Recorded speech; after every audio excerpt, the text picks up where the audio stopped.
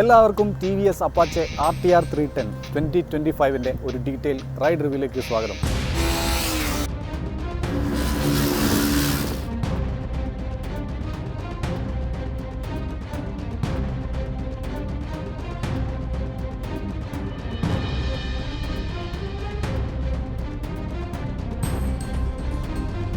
നാലോളം colour variants available ആണ്. ഈ കാണുന്ന റെഡ്, അതുപോലെ ബ്ലാക്ക്, ബ്ലൂ, അതുപോലെ പഴയ മോഡൽ യെല്ലോ. അപ്പോൾ ഇതിനകത്ത് ഗ്രാഫിക്സ് അവർ ചേഞ്ച് ചെയ്തിട്ടുണ്ട്. കൂടാതെ ഈ ഒരു നമ്മളുടെ ഇൻഡിക്കേറ്റേഴ്സ്, ബ്ലിങ്കേഴ്സ് വന്നിരിക്കുന്നത് ഒരു സീക്വൻഷ്യൽ സ്റ്റൈലിലാണ്. അപ്പോൾ അതൊക്കെ കുറച്ച് ആഡ് ഓൺ ആയിട്ട് കൊടുത്തിട്ടുണ്ട്. ഓവറോൾ ഇതിൻ്റെ റൈഡ് എക്സ്പീരിയൻസ് ആണ് ഈ ഒരു വീഡിയോയിൽ നമ്മൾ ഡിസ്കസ് ചെയ്യുന്നത്.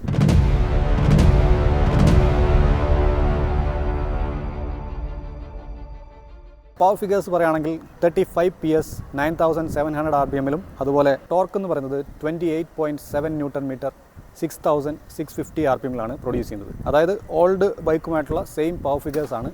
പക്ഷേ പവർ പേപ്പറിൽ കൂടിയിട്ടില്ലെങ്കിലും ഇതിൻ്റെ റിഫൈൻമെൻറ്റ് കൂടിയിട്ടുള്ളത് കൊണ്ട് തന്നെ നമ്മൾ ത്രോട്ടിൽ ഓപ്പൺ ചെയ്ത് കൊടുക്കുന്നത് പോലെ തന്നെ നമുക്ക് ആ ഒരു സ്മൂത്തായിട്ട് വണ്ടി ലോഞ്ച് ചെയ്ത് പോകാൻ പറ്റും. അപ്പോൾ അതൊരു വലിയ അപ്ഡേറ്റ് ആണ്. പിന്നെ എൻജിൻ റിഫൈൻമെൻറ്റ് അടിപൊളിയാക്കിയിട്ടുണ്ട്. പിന്നെ ഇതിൻ്റെ മൈലേജിൻ്റെ കാര്യം പറഞ്ഞു കഴിഞ്ഞാൽ 27-28 റേഞ്ചിലാണ് മൈലേജ് കിട്ടുന്നത്. നമ്മൾ പൊളിച്ചൊക്കെ ഓടിക്കുന്ന ഒരാളാണെങ്കിൽ മാത്രമേ ഉള്ളൂ നമുക്കൊരു 25-ലേക്കൊക്കെ പോവുള്ളൂ. അല്ലെങ്കിൽ ഡീസൻ്റായിട്ടൊക്കെ ഓടിക്കുകയാണെങ്കിൽ ഒരു 27-30 ഇടയ്ക്ക് നമുക്ക് മൈലേജ് എക്സ്പെക്റ്റ് ചെയ്യാം. എർഗണോമിക്സിൻ്റെ കാര്യം പറയുകയാണെന്നുണ്ടെങ്കിൽ നമുക്ക് അത്യാവശ്യം വൈഡായിട്ടുള്ള ഹാൻഡിൽ ബാർ ഡിസൈനാണ്. കുറച്ചൊരു പതിഞ്ഞിട്ടിരിക്കുന്ന ടൈപ്പാണ്. അതേപോലെ തന്നെ ഈ നക്കിൾ ഗാർഡ് വന്നിരിക്കുന്നതുകൊണ്ട് നമുക്ക് കുറച്ചുകൂടെ കോൺഫിഡൻസ് കിട്ടുന്നുണ്ട്, പ്രൊട്ടക്ഷൻ കിട്ടുന്നുണ്ട്. പിന്നെ നമുക്ക് സീറ്റ് ഹൈറ്റ് നോക്കുകയാണെന്നുണ്ടെങ്കിൽ എൻ്റെ 5.9 എന്ന് പറയുന്ന ഹൈറ്റ് വെച്ച് വളരെ പ്ലാന്റഡ് ആണ്. ഒരു മീഡിയം ഹൈറ്റുള്ള ആൾക്കാർക്ക് ഈസി ആയിട്ട് പ്ലാന്റഡ് ഫുട്ട് നടക്കും. അതുപോലെ ഹൈറ്റ് ഉള്ളവർക്കും യൂസാണ്. അത് ഹൈറ്റ് കുറഞ്ഞവർക്കും ഇത് ഓടിക്കാൻ പറ്റും. അതുപോലെയാണ് ഇതിൻ്റെ ഒരു സീറ്റ് സെറ്റപ്പ് വന്നിരിക്കുന്നത്. അപ്പം സീറ്റിൻ്റെ ഡിസൈൻ എന്ന് പറയുന്നത് ഓൾറെഡി ഉള്ളതുപോലെ തന്നെ ഫ്രണ്ട് നാരോയും വൈഡായിട്ടുള്ള റിയർ പോർഷനാണ് വന്നിരിക്കുന്നത്. പില്ലിയൻ കംഫർട്ട് ഒക്കെ ഒരു സിറ്റി റൈഡിന് ബെറ്റർ ആകുന്ന രീതിയാണ്. ലോങ് റൈഡിന് അത്രത്തോളം പ്രിഫർ ചെയ്യുന്നില്ല. സിംഗിൾ റൈഡാണ് ലോങ് റൈഡ് ഞാൻ പ്രിഫർ ചെയ്യുന്നത്. ഇതിൻ്റെ പ്രൈസിങ് ഫിഗേഴ്സിൻ്റെ കാര്യം പറയുകയാണെന്നുണ്ടെങ്കിൽ ബേസ് വേരിയൻ്റെ പ്രൈസ് എന്ന് പറയുന്നത് 2.4 lakhs ആണ്. അതുപോലെ മിഡ് വേരിയൻ്റെ പ്രൈസ് എന്ന് പറയുന്നത് 2.57 lakhs. ടോപ്പ് എൻഡ് മോഡലിൻ്റെ പ്രൈസ് എന്ന് പറയുന്നത് 2.75 lakhs ആണ്. അപ്പം BTO വെർഷനിലാണ് ഇതിൻ്റെ മാക്സിമം ഡൈനാമിക് പ്രോ കിറ്റിലാണ് നമുക്ക് മാക്സിമം ഇതിൻ്റെ കംപ്ലീറ്റ് ഇലക്ട്രോണിക്സ് ഫീച്ചേഴ്സും മറ്റു കാര്യങ്ങളും യൂസ് ചെയ്യാൻ പറ്റുന്നത്. അപ്പോൾ ബേസ് വേരിയൻറ്റിലേക്ക് വരുമ്പം ഡ്രാഗ് ടോർ കൺട്രോളൊന്നും കാണത്തില്ല.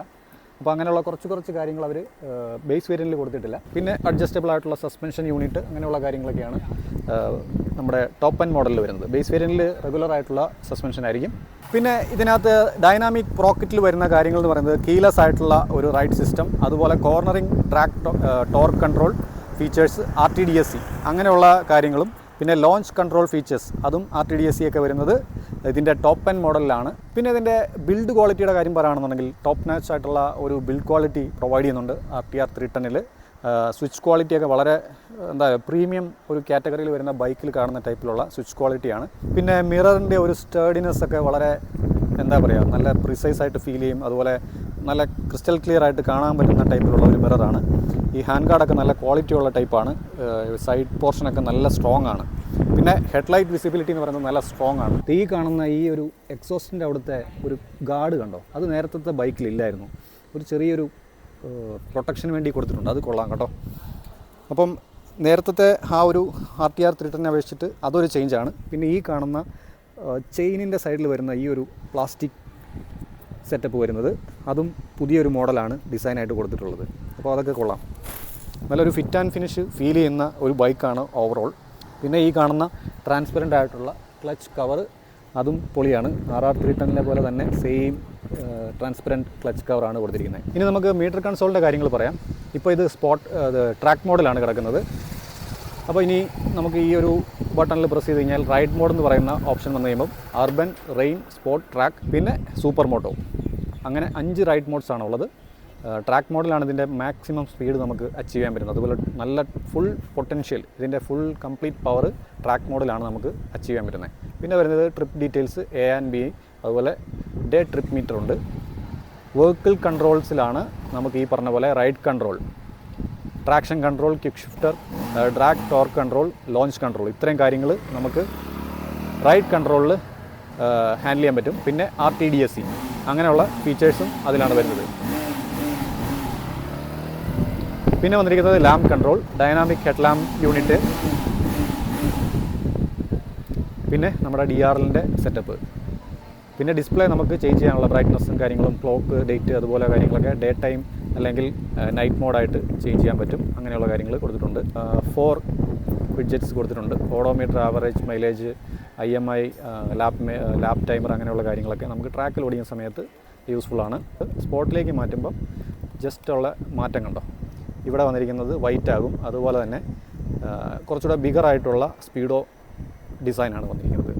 റെയിൻ, അർബൻ അങ്ങനെയുള്ള മോഡുകളിൽ പവർ കുറച്ച് കുറവാണ്. അതുപോലെ ബ്രേക്കിംഗ് കേപ്പബിലിറ്റി എന്ന് പറയുന്നത് അത്ര ഷാർപ്പല്ല, പ്രോഗ്രസീവ് ആയിട്ടുള്ള ബ്രേക്ക് ബൈറ്റാണ്. അതായത് നമുക്ക് മഴയത്ത് റോഡൊക്കെ വെറ്റായി കിടക്കുന്ന ഒരു സമയത്ത് ഗ്രിപ്പ് കൂടുതൽ കിട്ടാൻ വേണ്ടിയിട്ടാണ്. പിന്നെ ബ്രേക്കിങ്ങിൻ്റെ കാര്യം പറഞ്ഞാൽ നല്ല കോൺഫിഡൻ്റ് ആയിട്ട് നമുക്ക് ബ്രേക്ക് അപ്ലൈ ചെയ്യാൻ പറ്റും. അത് ട്രാക്ക് മോഡിലും സ്പോട്ട് മോഡിലും.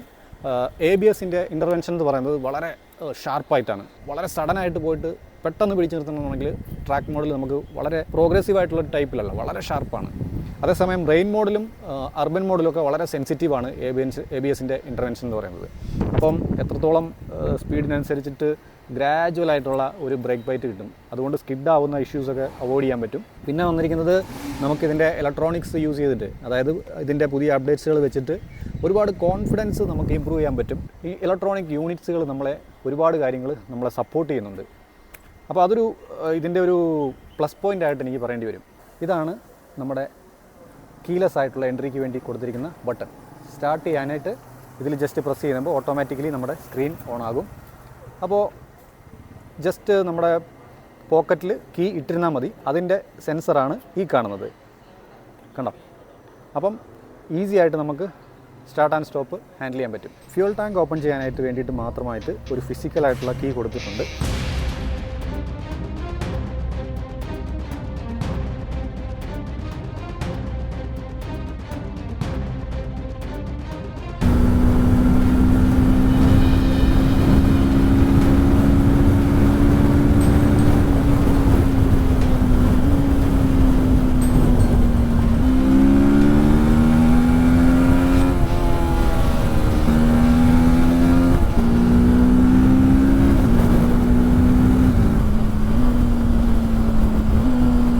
ഒരു ഡ്രാഗ് റേസിൽ ലോഞ്ച് ചെയ്യുന്നത് പോലെ നമുക്ക് ഈ വണ്ടി ലോഞ്ച് ചെയ്യാൻ പറ്റും.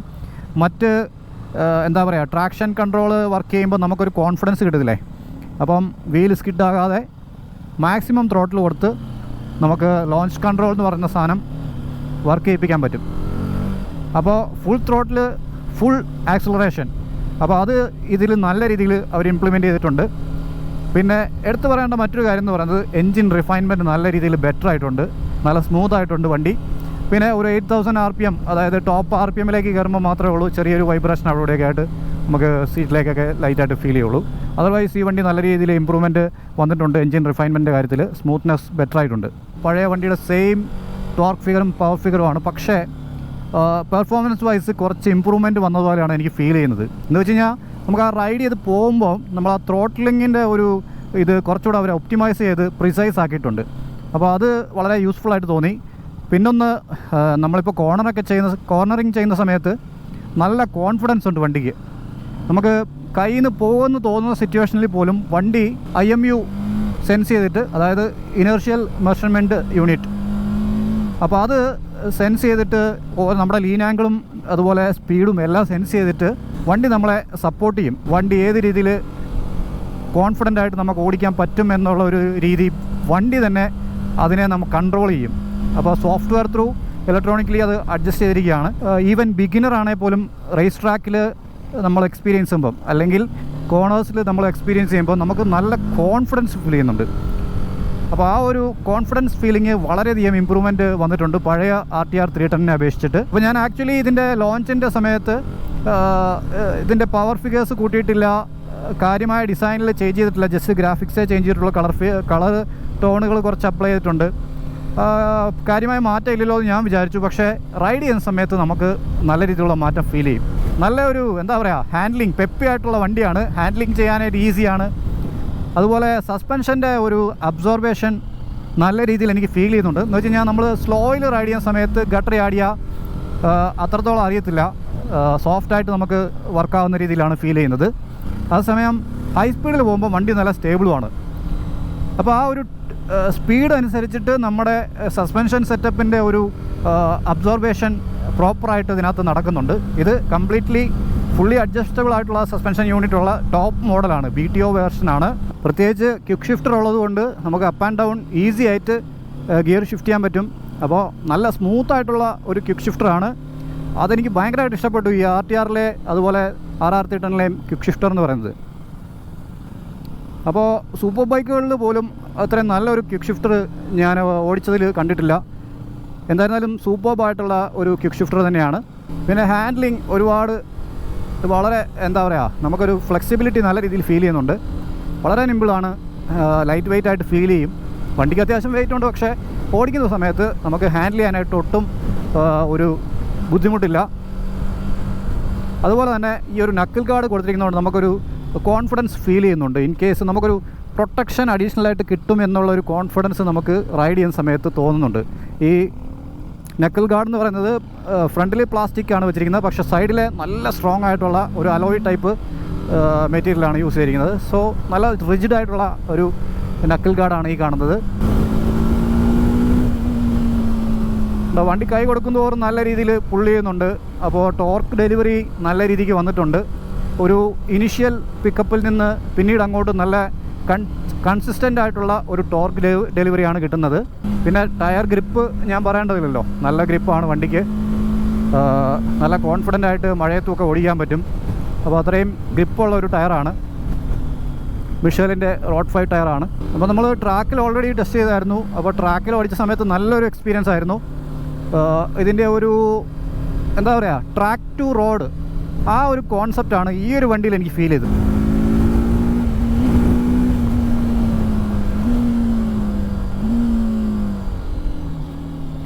കണ്ടോ, ക്വിക്ക് ഷിഫ്റ്റർ അടിപൊളിയായിട്ടാണ് വർക്ക് ചെയ്യുന്നത്. അതെനിക്ക് ഭയങ്കര ഇഷ്ടമാണ്. നമുക്ക് വളരെ ഫണ്ണായിട്ട് ഓടിക്കാൻ പറ്റുന്ന ഒരു ബൈക്കാണിത് കേട്ടോ.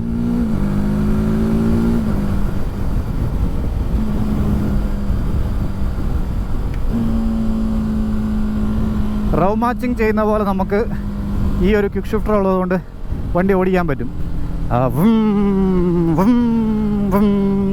ആ ഒരു സൗണ്ടില്ലേ, അത് ഇതിനകത്ത് നല്ല രസമായിട്ട് കേൾക്കാൻ പറ്റും. കാരണം ഒരു ചെറിയ ഒരു 3000-4000 RPM പോലും നമുക്കതിൽ സപ്പോർട്ട് ചെയ്യുന്നുണ്ട് കേട്ടോ. 4000 RPM ഞാനിപ്പോൾ ഓടിച്ചത്. എന്നിട്ടും കേട്ടോ ഞാൻ ക്ലച്ചിൽ തൊടുന്നേ ഇല്ല, ചുമ്മാ നമുക്ക് മാറ്റി കളിച്ചുകൊണ്ടിരിക്കാം. അത്രയും ഫണ്ണാണ് ഈ വണ്ടി. എൻ്റെ ഒരു ഫൈനൽ വേർഡിക്റ്റ് പറഞ്ഞാൽ വണ്ടി ബെറ്റർ ആയിട്ടുണ്ട്, നല്ല രീതിയിലുള്ള ഇമ്പ്രൂവ്മെൻറ്റ്സ് വന്നിട്ടുണ്ട്. എസ്പെഷ്യലി ഇത് എൻജിൻ സൈഡ് എന്ന് പറയുന്നത് നല്ല ഇമ്പ്രൂവ്മെൻറ്റ്സ് ഉണ്ട്.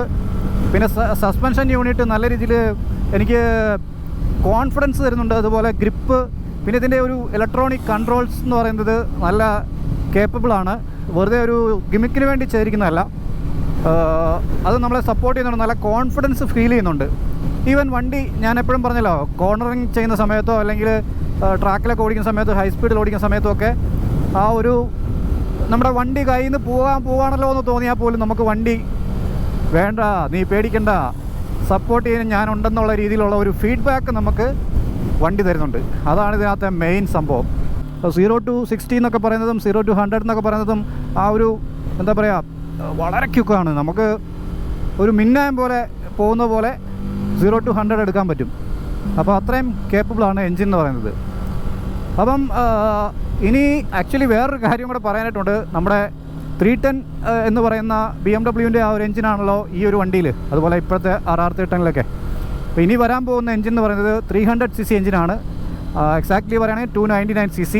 അപ്പോൾ അത് TVSൻ്റെ ഓൺ എൻജിനാണ്. 2025 എനിക്ക് തോന്നുന്നത് ഒരു പക്ഷേ RTX എന്ന് പറയുന്ന ADV മോഡലായിരിക്കാം അത് ഫസ്റ്റായിട്ട് ഇൻട്രൊഡ്യൂസ് ചെയ്യാൻ പോകുന്നത് എന്നാണ് എൻ്റെ ഒരു ഊഹം. ലോഞ്ചിൻ്റെ എക്സാക്ട് ഡേറ്റ് ഒന്നും കറക്റ്റ് അറിയില്ല, പക്ഷേ ഓൾമോസ്റ്റ് പ്രൊഡക്ഷൻ റെഡി ആയിട്ട് സംഭവം ഉണ്ട് എന്നാണ് എനിക്ക് മനസ്സിലാക്കാൻ പറ്റിയത്.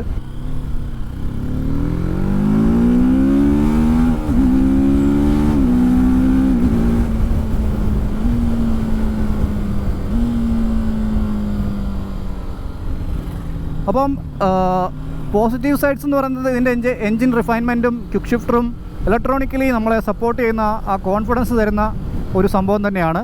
പിന്നെ ഇമ്പ്രൂവ്മെൻറ്റ്സിൻ്റെ ഭാഗം പറയാനായിട്ടുണ്ടെന്നുണ്ടെങ്കിൽ ഇതിൻ്റെ ഡിസൈൻ കുറച്ച് ഗ്രാഫിക്സ് ഒക്കെ കുറച്ചുകൂടെ ബെറ്റർ ആക്കാനും തോന്നി. കളർ ഓപ്ഷൻസ് പഴയത് മാറ്റി കുറച്ചുകൂടെ പുതിയ ഫ്രഷ് ആയിട്ടുള്ള കളേഴ്സ് കൊണ്ടുവരാം എന്ന് എനിക്ക് തോന്നി. ഈ കാണുന്നതാണ് ഇപ്പം സ്റ്റാർട്ട് ആൻഡ് സ്റ്റോപ്പ് എന്ന് പറയുന്നത്. കീലെസ് എൻട്രി ആയതുകൊണ്ട് നമുക്ക് ജസ്റ്റ് ഇതിൽ ഓഫ് ചെയ്ത് കഴിഞ്ഞാൽ വണ്ടി ഓഫാവും. ഇനി ഓൺ ചെയ്യണമെന്ന് വെച്ച് കഴിഞ്ഞാൽ ജസ്റ്റ് പുഷ് ചെയ്താൽ മതി. കീ നമ്മുടെ പോക്കറ്റിൽ ഇട്ടാൽ മാത്രം മതി, വേറൊന്നും ചെയ്യണ്ട. അപ്പം അങ്ങനെ കുറേ അഡ്വാൻസ്ഡ് ആയിട്ടുള്ള ഫീച്ചേഴ്സ് കൊടുത്തിട്ടുണ്ട്. അതൊക്കെ ടോപ്പ് എൻഡ് മോഡലിലാണ്. പിന്നെ എല്ലാ ഓപ്ഷൻസും നമുക്ക് വേണമെന്നുണ്ടെങ്കിൽ ഇതിൻ്റെ ടോപ്പ് എൻഡ് വേരിയൻറ്റ് പ്രിഫർ ചെയ്യേണ്ടി വരും. എടുത്തു പറയേണ്ട കാര്യം എന്ന് പറയുന്നത് ക്വിക്ക് ഷിഫ്റ്റർ എന്ന് പറയുന്നത് പഴയ മോഡലിൽ ഉണ്ടായിരുന്നെങ്കിലും അത് വളരെ സ്മൂത്തായിരുന്നു. അതിനേക്കാൾ കുറച്ചുകൂടെ സ്മൂത്തായി ഈ ഒരു വണ്ടിയിൽ. അപ്പം ചെറിയ ചെറിയ മൈന്യൂട്ടായിട്ടുള്ള കാര്യങ്ങൾ ടി വി എസ് നല്ല രീതിയിൽ കെയർഫുള്ളായിട്ട് ചെയ്യുന്നുണ്ട് എന്നുള്ള ഒരു തെളിവാണ് ഈ വണ്ടിയിൽ. ഒരു നല്ല കാര്യം ഓൾറെഡി ചെയ്തു വെച്ചു, അതിനേക്കാൾ കുറേ കൂടെ മികച്ച ഒരു ഫീഡ്ബാക്ക് കിട്ടുന്ന ഒരു പ്രൊഡക്റ്റ് അതാണ് 2025 അപ്പാച്ചെ RTR 310 എന്ന് പറയുന്നത്. അപ്പം ഈ വീഡിയോ നമുക്കിവിടെ വൈൻഡപ്പ് ചെയ്യാം. വീഡിയോ യൂസ്ഫുൾ ആയെന്ന് വിചാരിക്കുന്നു. യൂസ്ഫുൾ ആയെങ്കിൽ കട്ട സപ്പോർട്ട് പ്രതീക്ഷിക്കുന്നു. ജെക്കി പൊട്ടിക്കാനുള്ള എല്ലാ ബട്ടൺസും വീഡിയോയുടെ താഴെ വീഡിയോ ആയിട്ടുണ്ട്. അത് നിങ്ങളുടെ ഒരു ഇംഗിതം പോലെ ചെയ്തേക്കുക. അപ്പോൾ അടുത്തൊരു കീട് വീഡിയോ വരുന്നത്. Take care, by.